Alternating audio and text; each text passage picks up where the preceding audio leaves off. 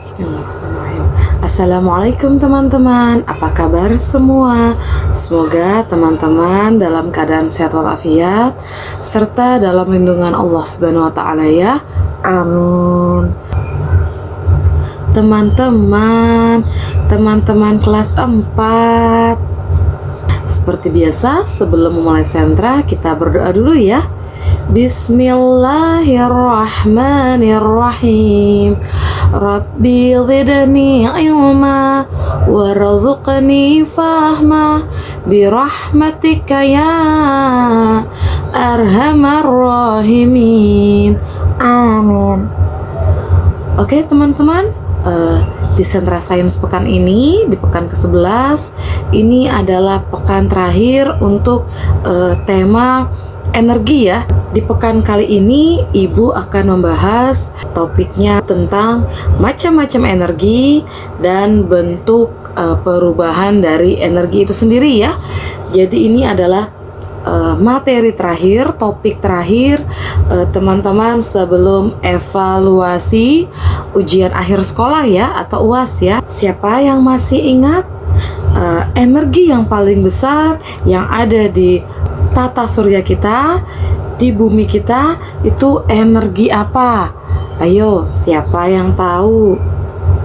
Iya, betul sekali. Energi yang paling besar itu adalah energi matahari ya. Jadi energi panas yang berasal dari sinar matahari itu memiliki banyak sekali manfaatnya ya bagi kehidupan yang ada di muka bumi ini ya teman-teman ya. Dan masih banyak sekali jenis-jenis energi yang dapat kita gunakan dalam kehidupan sehari-hari ya teman-teman ya. Ada sumber energi yang berasal dari fosil makhluk hidup ya, seperti yang Ibu singgung di pekan lalu ya tentang energi fosil ya. Yang energi fosil ini yang berasal dari makhluk hidup ini berasal dari makhluk hidup yang telah mengalami pembusukan ya dan tertimbun di dalam perut bumi ya selama jutaan tahun ya. Seperti contohnya itu adalah minyak bumi ya. Jadi hewan-hewan yang zaman dulu, tumbuhan-tumbuhan yang sudah mati tertimbun di tanah sudah berumur jutaan tahun itu lama-lama akan menjadi salah satu penyebab kita bisa menikmati sumber energi seperti minyak bumi ya teman-teman ya. Nah, adapun bentuk-bentuk energi yang terbarukan ya, atau yang biasa disebut energi alternatif ya. Ada energi mekanik, ada energi listrik, ada energi bunyi, ada energi panas atau kalor, ada energi cahaya, ada energi kimia, dan ada energi nuklir ya. Bu, banyak sekali ya bentuk-bentuk energi itu ya. Tapi saya masih bingung Bu. Oke, Ibu akan jelaskan ya. Untuk energi mekanik adalah energi yang dimiliki oleh suatu benda ya, karena sifat geraknya ya. Contohnya itu adalah kaki. Yang paling gampang nih kaki kita.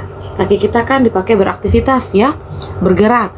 Entah itu bermain, misalnya main bola, atau bergerak ke sana kemari, kita beraktivitas, misalnya pergi ke sekolah ya teman-teman ya, dan lain-lain ya. Nah, energi mekanik ini sendiri terbagi menjadi dua ya. Ada energi potensial dan ada juga energi kinetik ya, atau yang biasa disebut energi gerak ya. Untuk energi potensial adalah energi yang dimiliki oleh suatu benda pada suatu tempat atau kedudukan tertentu ya. Nah, energi potensial itu sering disebut juga sebagai energi tenaga tempat ya. Contohnya itu seperti bola yang kita lempar ke atas itu dia bisa kembali ke bawah ya. Kan kita melempar bola itu posisinya dari bawah ke atas dan dia akan kembali ke bawah. Itu termasuk kan energi potensial ya. Nah, contoh lainnya itu adalah anak panah yang dilepaskan dari busurnya ya. Teman-teman sudah pernah ya panahan ya. Jadi teman-teman tahu ya anak panahnya yang dilepaskan. Nah, itu karet dari busurnya itu akan kembali ya. Tadinya kan ditarik, terus begitu dilepaskan anak panahnya dia akan kembali ke posisi semula ya. Jadi benda-benda yang kembali ke posisinya semula itu termasuk contoh energi potensial ya. Nah, untuk energi kinetik atau energi gerak adalah energi yang dimiliki suatu benda yang bergerak ya. Jadi bendanya bergerak. Nah, contohnya itu adalah sebuah kendaraan ya, misalnya sebuah mobil yang melaju ya. Jadi jalan mobilnya ya, menyusuri jalanan itu termasuk energi kinetik ya. Terus air yang mengalir ya, contohnya misalnya air sungai ya, seperti itu ya. Dan angin yang berhembus ya, dan masih banyak contoh lainnya ya. Nah, untuk energi listrik adalah energi yang dihasilkan oleh arus listrik ya. Contohnya banyak sekali ya, apalagi di rumah kita ya. Kita sering sekali menggunakannya dalam kehidupan kita sehari-hari. Ada lampu listrik, kipas angin, setrika, kulkas, TV, handphone, dan lain-lain ya. Hampir semua yang kita gunakan saat ini menggunakan energi listrik ya teman-teman ya. Nah, untuk energi bunyi adalah energi yang dihasilkan oleh suatu benda yang bergetar ya. Jadi benda-benda yang bergetar itu biasanya menghasilkan bunyi ya. Jadi semakin kuat getarannya, maka akan semakin besar pula energi yang dihasilkan ya. Contohnya itu adalah misalnya gendang ya.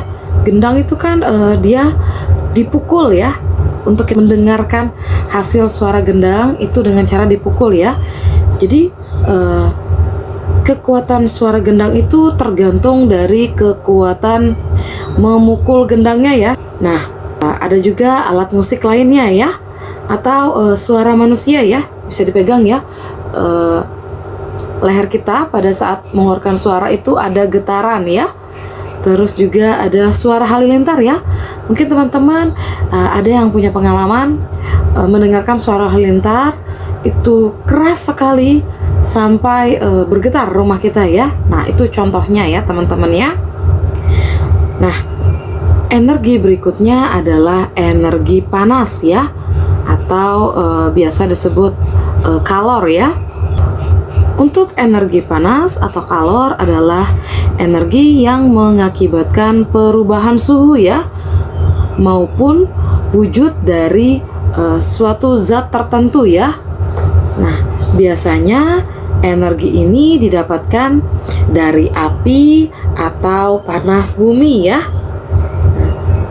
Energi panas merupakan energi yang berpindah ya, dari partikel yang bersuhu tinggi ke partikel yang bersuhu rendah ya.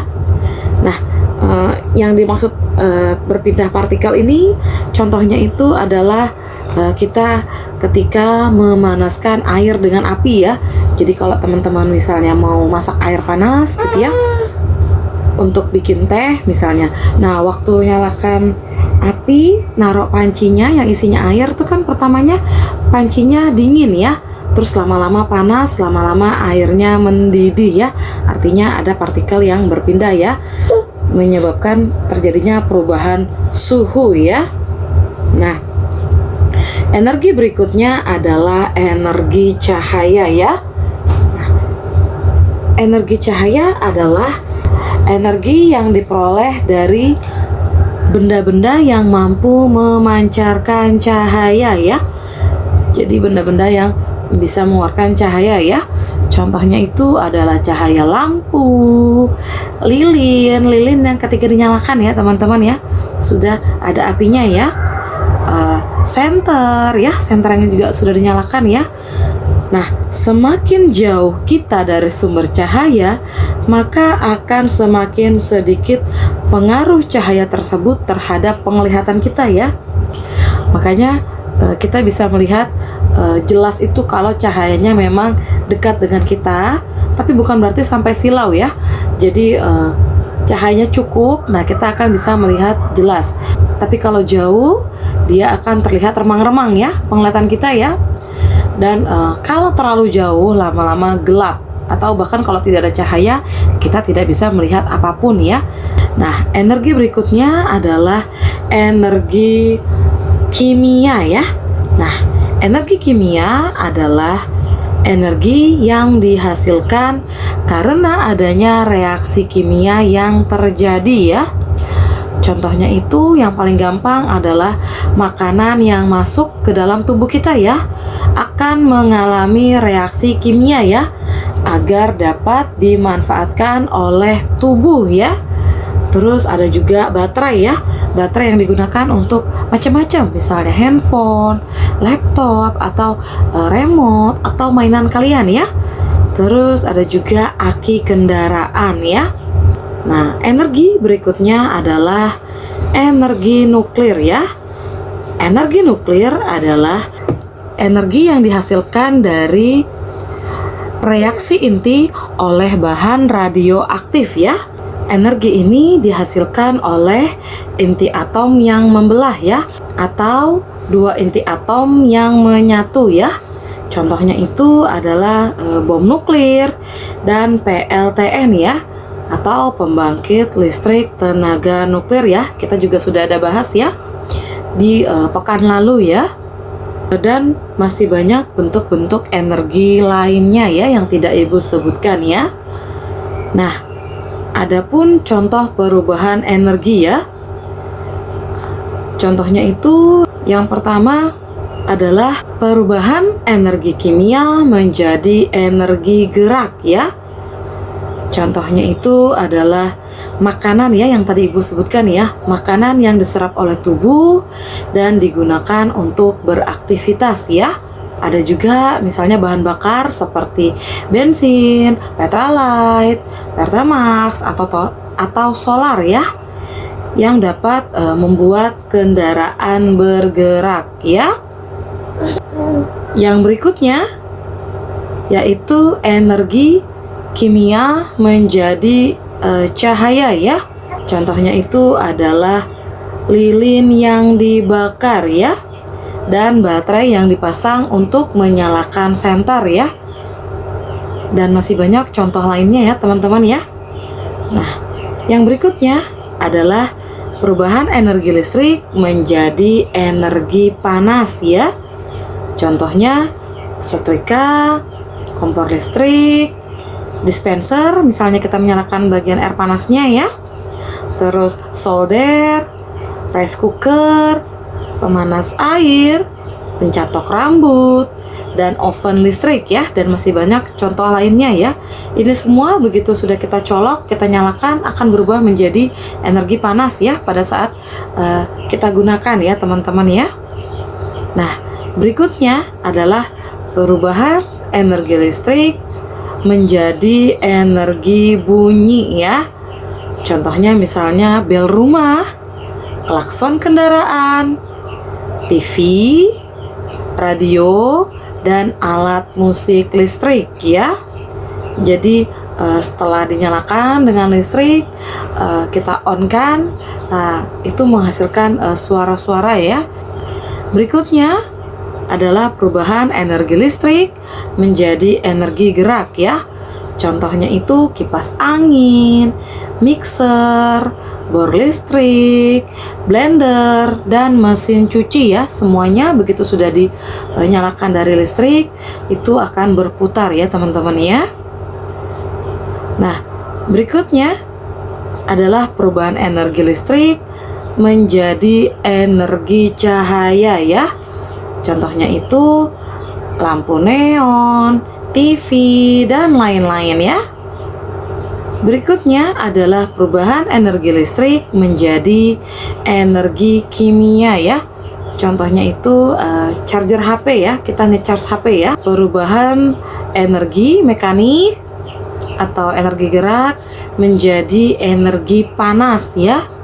Contohnya itu gesekan dua benda secara terus-menerus ya, yang akan menghasilkan panas. Nah, contoh yang paling gampang itu coba teman-teman gesek-gesekan kedua tangan teman-teman, telapak tangannya tuh lama-lama akan menghasilkan panas ya, terasa hangat ya teman-teman ya. Terus ada juga roda, misalnya roda kendaraan yang saling bergesekan ya, dan menghasilkan energi panas ya, yang dapat menghidupkan mesin ya. Perubahan berikutnya adalah energi mekanik menjadi energi bunyi ya. Contoh yang paling gampang adalah nih, kalau kita bertepuk tangan ya, tangan kita bergerak dan menghasilkan suara ya. Nah, perubahan berikutnya adalah perubahan energi mekanik menjadi energi listrik ya. Contohnya itu kincir ya, kincir air, kincir angin, dan generator ya, dan masih banyak contoh lainnya ya. Dia berputar lama-lama menghasilkan listrik ya teman-teman ya, dirubah menjadi listrik ya gerakannya itu ya. Nah, perubahan berikutnya adalah perubahan energi cahaya menjadi energi kimia ya. Contoh yang paling gampang adalah terjadinya proses fotosintesis ya pada tumbuhan. Berikutnya adalah perubahan energi panas menjadi energi gerak ya. Contohnya itu adalah kertas yang dibentuk seperti spiral ya, seperti per itu ya teman-teman ya. Atau seperti obat nyamuk itu ya. Pada saat dibakar itu dia akan berputar ya, mengikuti bentuk dari spiralnya kertas tersebut ya. Nah, dan masih banyak perubahan energi lainnya yang tidak Ibu sebutkan ya teman-teman ya. Nah, dari sini Ibu harap teman-teman sudah mulai memahami materi yang Ibu berikan ya. Jika ada yang kurang jelas, boleh ditanyakan kepada Ibu pada saat recalling, atau minta bantu pendampingnya atau orang tuanya di rumah untuk menghubungi Ibu via WhatsApp ya. Oke, seperti biasa pesan dari Ibu teman-teman, jaga kebersihan, jaga kesehatan, makan makanan yang bergizi, pastikan di rumah saja. Jika teman-teman harus keluar rumah, pastikan menggunakan masker, face shield, dan membawa hand sanitizer ya. Dan berdoa kepada Allah semoga segera berakhir ya wabah virus corona ini ya, supaya kita bisa ketemu lagi, bisa beraktivitas lagi secara normal ya teman-teman. Oke, Ibu tutup dengan kafaratul majelis. Subhanakallahumma wa bihamdik, asyhadu alla ilaha illa anta, astaghfiruka wa atubu ilaihi, walhamdulillahi rabbil alamin. Amin. Assalamualaikum warahmatullahi wabarakatuh. Sampai ketemu lagi di Sentra Sains berikutnya.